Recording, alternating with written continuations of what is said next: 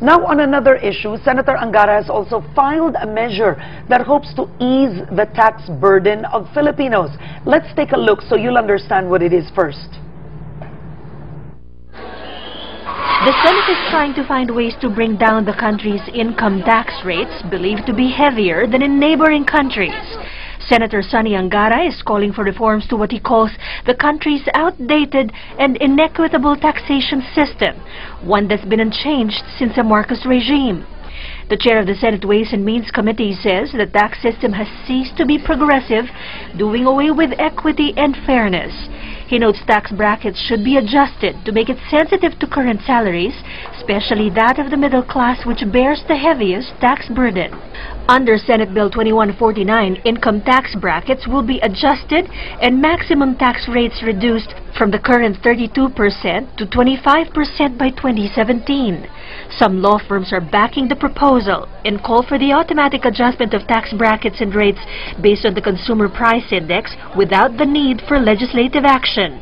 They say lower taxes would result in easier compliance and improved collection, as well as a higher capital inflow and purchasing power. But the Department of Finance is opposed to such a measure, as it will mean less revenues for government coffers. All right, Senator Sonny Angara. Okay, under Senate Bill 2149, what you want is income tax brackets to be adjusted. Yes. That's the right word, adjusted. That's right. Okay, why? Why? Because, Karen, if you had 500,000 pesos in 1977, which is A year? Are we talking about a year or a month? For a year. For a year. If you earned 500,000 pesos, you were at the top maximum. Ikaw na pinakamataas na taxpayer. Eh ngayon, ganun pa rin 500,000 pa rin. But you know how much 500,000 in the 70s is worth now? It's worth 10 million now. 500,000. Okay. And yet, we haven't adjusted our tax brackets. So let's say if a person was earning 500,000, for example, a year, that would mean a monthly of 40,000 pesos, let's say a month.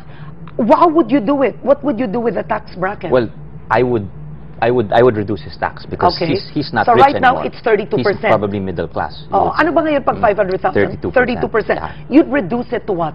Around 25 upwards. Okay, this is like very that. interesting. Who would you keep at 32%? Well, maybe I'd peg it to inflation, so 10 million. Kasi yun ang equivalent ng 500,000 noong 1970s eh. Kumbaga, wala ka pang ang binaba nun eh. In-update mo lang for inflation. Oo. Kasi yung noong 1970, yung presyo ng galunggong 5 piso. Ngayon, 100 piso na yung 5 piso noong 1977 eh. Oo. So let's update it, di ba? Other countries, they update it's what's called indexing to inflation. Okay. Tayo, hindi natin ginawa yun. So we have not indexed to inflation No. for like since the 1970s? No. We've lowered our tax bracket somewhat.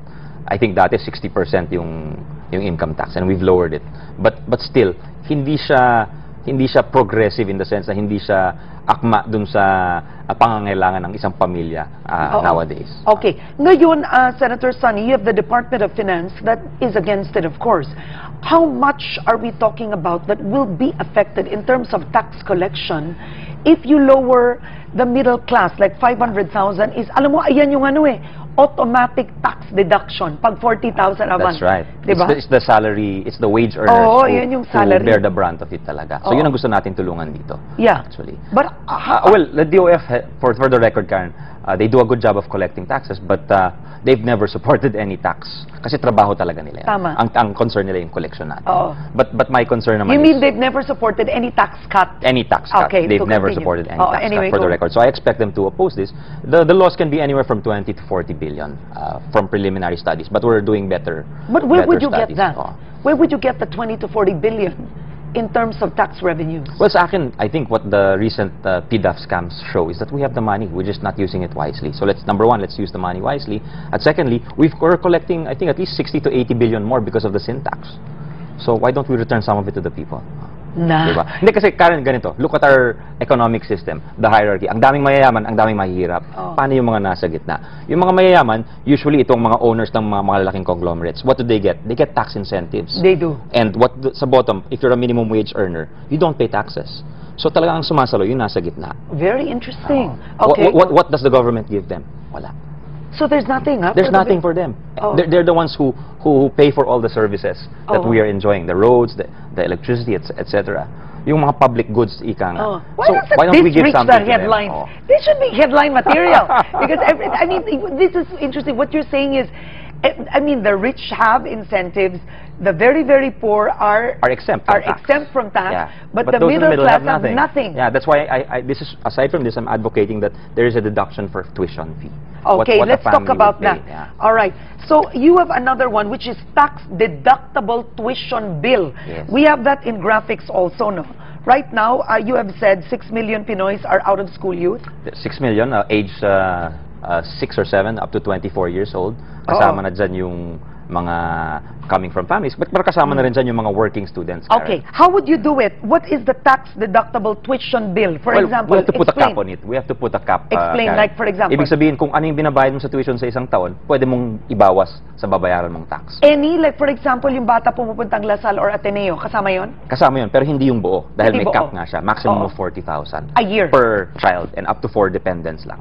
That's very good. Yeah, so 40,000 per child a year. Yes, So if maximum, you have, maximum. Maximum, yeah. You cannot deduct more than what you're paying in tuition. No, but like for example, kasi like let's say a private school will be hitting 60,000 a year or more, 80,000. You cannot deduct Hindi that yung whole full amount. amount. No. Only yung 40. Yes. But yes. that would be a lot of help. Well, a lot of countries do it, Karen, no? Oh, really? Yes. Okay. And it's a way of Even tuition fee, it's a way of helping our middle class families, and it's a way of helping yung mga state universities who will be suffering because the enrollment due to K-12 will go down. So it's a way of helping them out in these tough times also. Okay, now do you have the support of Congress for this? I mean, let's face Well, it. this is a new bill, Karen, Yeah. so I have to see.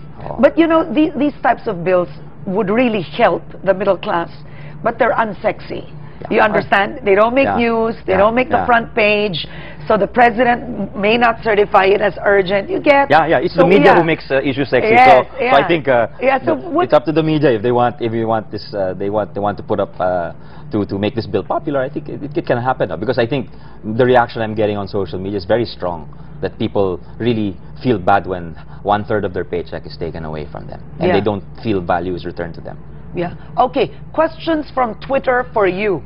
Marvin Garcia asks, after a year in the Senate, what can you say, Senator, are your key accomplishments? Well, we're going to come out with committee reports on these exactly what we've been talking about. But if I were going to ask you, what is your one, you feel personally, your major accomplishment that you've been a senator for, it's only been technically a year and a half. It's less. Less. It's been a year actually. July 1 was 1 year in office. What would it be? Yeah. It could be anything, but what would it be? I think it's this one. I think it's this discovery that we're so outdated. Our tax system is so outdated, and that I really think it's a mission that we should embark on to help our people. Okay. Another viewer asks, when can we expect these taxation reforms to take place?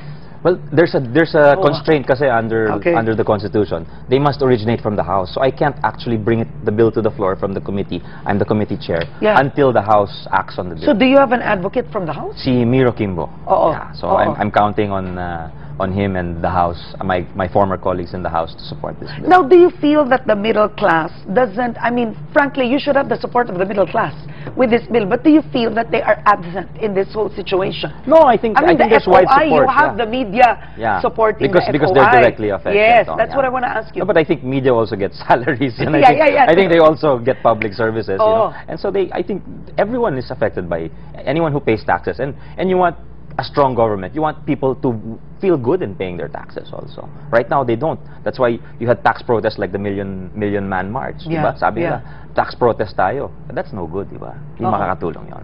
Do you have a model in terms of the most progressive taxation of an Asian country? Are you following any model? Wala. We're trying to get the best of... a lot of Southeast Asian countries are also lowering... Japan is lowering their taxes now. Their corporate income taxes. They're one of the highest in the region now. They're lowering. So we're studying different models. Actually, in the U.S., the ones that are taxed 32% have to be so wealthy. Exactly. Yeah. Exactly. It's the same, Karen. For example, someone who earns 250,000 pesos. A year that's or about $5,000, no? Okay, a year. Net income. This is a month or a year? A year. A year. Oh, it's not a lot of money. We tax them at 25% here in the Philippines. In Singapore, they're exempt. In Indonesia, which is roughly the same, they're taxed at 15%. Just to give you an example of how unprogressive we are. Yeah, so at least Singapore 15%. Hindi, Singapore hindi taxable yung ganun amount. Yeah. Kumbaga, you're allowed to save because they acknowledge that you must save for your family. You have needs that you must answer for. Okay. All right. Last words. Go ahead, sir. Well, I hope people can support these bills. It's our way of helping the families who need to support dependents. And at the same time, there's a need for us to save. Wait, on another note, before we go, I think we have a minute, is there's much talk right now of the senators getting allegedly special treatment, but Senator Trillanes is saying, no, it's not special, it's just that the conditions are so bad in the local jails, you'll have to decongest them. Senator Coco Pimentel has a bill to decongest overcrowded jails, but so did you, much earlier on, through a different way. How would you do it? I'm not sure. I agree with Senator Pimentel that we should definitely decongest. He's the chairman of the Committee on Justice. I'm a member. And we've really seen that the conditions in jails are abominable. So, but yours is community service. How would you do that? Yung mga lower penalties like arresto minor, yung 1 day, 3 days, let's just have them do community service. Wag na natin ipakulong. Dahil yung may gastos yun eh. It's even more expensive to put someone in a jail, Karen, than it is to make them study. You know, why don't we just make them study, di ba? Talaga, ha? Yeah. It will cost you more to feed them and to keep them in jail, yung tulugan nila, kaysa paaralin natin. Bakit hindi na lang natin paaralin kung hindi naman gaano kaseryoso yung kanilang krimen? Okay, all right. Senator Sonny Angara, thank you so much for coming to the show. Anything else you want to say? I want to thank you again for having me. I hope we can talk about it. I hope this tax measure takes off. Okay, all right. Thank you. That's Headstart today. Replay of this interview is 6 p.m. tonight, 4:30 a.m. tomorrow. Thank you for watching. Have a good day, everyone.